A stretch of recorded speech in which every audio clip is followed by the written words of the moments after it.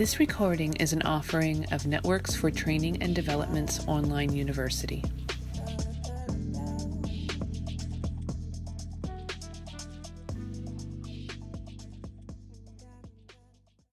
Hi everyone, this is Jessica Stover with Networks for Training and Development, and welcome to our monthly Healing Circle call. So happy to be with you all this evening. Now, full disclosure, I am in my house. I am back in my office. The doors are shut, but I can't guarantee you might not hear my dogs chiming in from time to time. I've kept them active with some bones to chew on to keep them preoccupied. However, they like to keep our household safe from the wind and leaves and the occasional squirrel or rabbit they see in the front yard. So just wanted to give full disclosure on that. But again, thank you for joining us this evening. So today is April the 1st, April Fool's Day.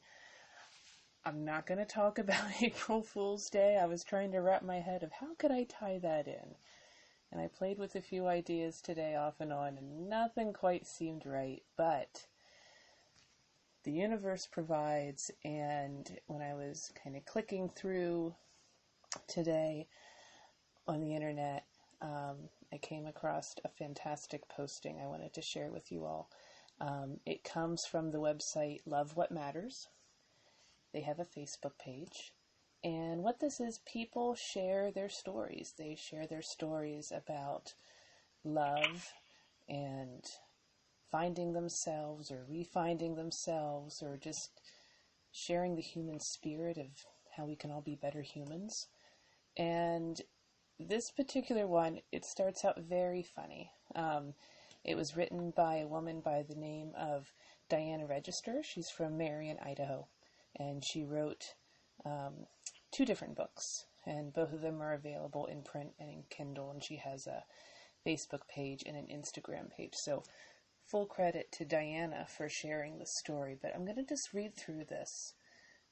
It's a little long, but I think you'll enjoy it, and then I want to share just kind of my thoughts on it and ask you to reflect on it too. So here's what Diana has to say. There is one moment in a tired mom's life that is the most freeing, liberating flash of twinkling stardust. It's when the clouds part and the heavens open up and angels descend with golden harps singing the Hallelujah chorus. Your body physically changes. You stand taller. You swing your hair. You walk with conviction, smiling and twinkling as you cross the threshold of the automatic door. You pause for a moment. You look to the right, then the left. You take a deep breath, and you reach your arms to the sky, taking on that Freddie Mercury pose, not just because you have found your inner rock goddess, but because you are the alpha female. You have done it. You have succeeded. You have mastered motherhood. You have made it to the grocery store alone. Now, your first instinct is to skip down the aisles, eat ice cream from the container, flirt with the butcher. You have visions of standing in the makeup aisle for longer than 30 seconds and picking out some nail polish for when you actually get to paint your nails in the next 5 years. You take comfort in the fact you won't have 43 extra things in your cart that are sticky and unnecessary, and you won't be spending half of your shopping trip putting cereal back on the shelves. Ah, yes, a mother's dream. It happened to me once. I really did saunter in, grabbed a $5 coffee, and headed down the aisles to grab some of the things I needed. First to the bread, then to the dairy, a gallon of milk, some string cheese, off to the vegetables, then some spices and whole chicken. The last stop was the frozen aisle, and that's when I saw her. A sweet young mother with 4 young children. She was looking for something as she tended to the baby in her cart, while the other 3 were climbing into the freezer. "Mama, mama, mama," rang through the air. She fixed the messy bun on top of her head and tried to corral her brood. They ran from her, they grabbed at popsicles, they laughed. She was at war, and she was being defeated. She snapped her fingers and yelled their names to no avail. I found my item, still reveling in the fact that on this day it wasn't me. On this day, I was free. On this day, I was going into the store by myself. But as I watched her, my heart tugged. I wanted to help her. But what would I do? I wanted to walk down the aisle, walk down the row, grab her little ones by the hand and lead them back to their mom. Would she think I was interfering? Would she think I was a kidnapper? Would she snap her fingers at me too? My thoughts were broken when one of her boys turned the corner and disappeared from sight. I knew I had to act. I turned my cart, pushed it up next to her, looked her in her teary eyes and smiled, left my stuff and went into full sprint after him, finding him one aisle over. I swooped in, I picked him up, carried him back to the woman who gave him life. She thanked me when I handed him over, and for the next 2 minutes I watched them while she gathered up everything she needed. But before we parted ways, I wanted to offer her some reassurance. I wanted to tell her everything would be all right. I wanted her to know there was hope, so I hugged her and whispered the life-changing phrase into her ear that somebody told me when I was at my wit's end one day. They grow up. 2 years later, it happened again, but under very different circumstances. I was at a cancer specialty hospital with my now late husband, who had been diagnosed with pancreatic cancer. We were there to consult on a surgery to remove more tumors they found after he completed several months of chemotherapy. I knew it would be close to impossible to save his life after cancer invaded his organs, and I was scared. I was tired, frightened, anxious, and full of worry. But in the midst of it, I was hopeful. I was hanging on to every shred of possible good news we could get, and trying my hardest to stay the course. We went to the appointment, and as we were walking out to the car, I saw her again. A different woman, but another woman who was alone in the middle of a crisis. She was sitting on the bench outside of the hospital, and as we walked past her, I noticed out of the corner of my eye that she was crying. I smiled at her, and she tried to smile back. I took 10 more steps before that feeling hit me in my gut, and the thoughts raced through my head again. Do I invade her space? Will she be offended if I talk to her? Will she think I'm crazy? Will she push me away? I suddenly decided I didn't care. This woman was in pain, and I had to take the chance. I turned on my heels and beelined back to her. I said nothing as I sat down next to her. She looked at me for less than a second, and then leaned her head on my shoulder and cried. I wrapped my arms around her, and she buried her face in my chest, and she sobbed.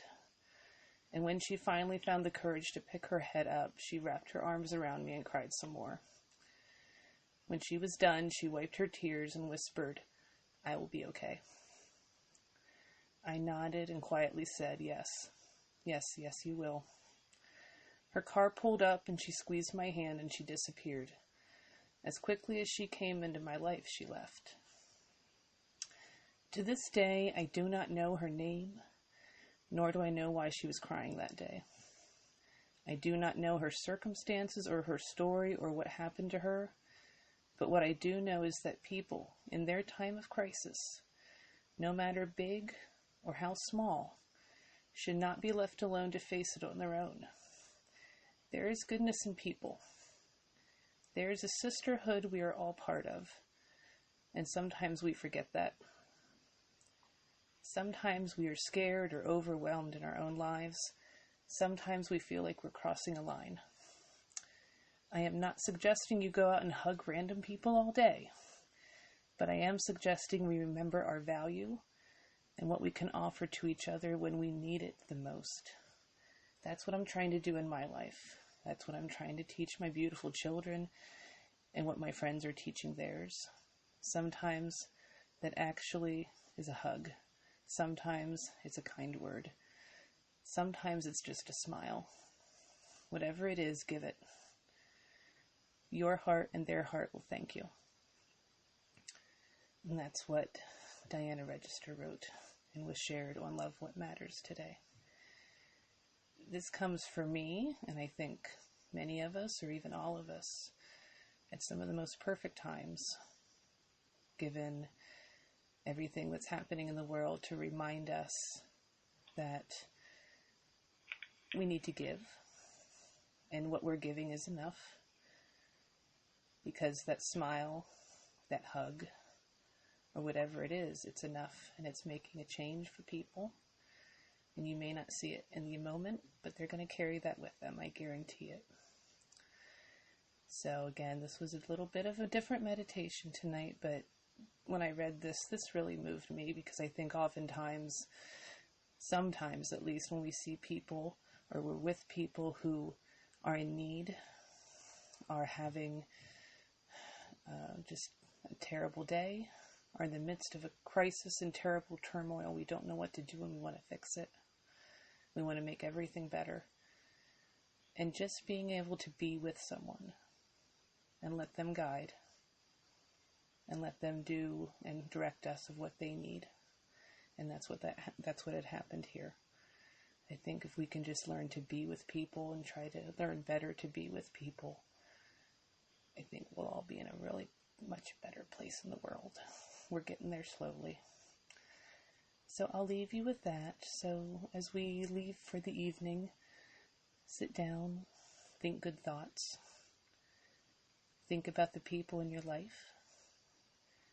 Love them. Hold them tight. Hug them hard if they like their hugs. And just love each other. Our next Healing Circle call is on May the 6th. It's the first Monday of each month at 8 p.m. Eastern Standard Time. And I hope you'll join us again. Thanks so much, everybody. Bye-bye.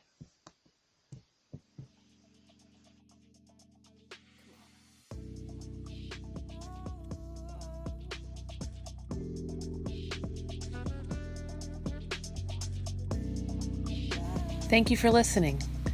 We hope the information provided was helpful. Don't forget to stop by our website and take advantage of all we have to offer.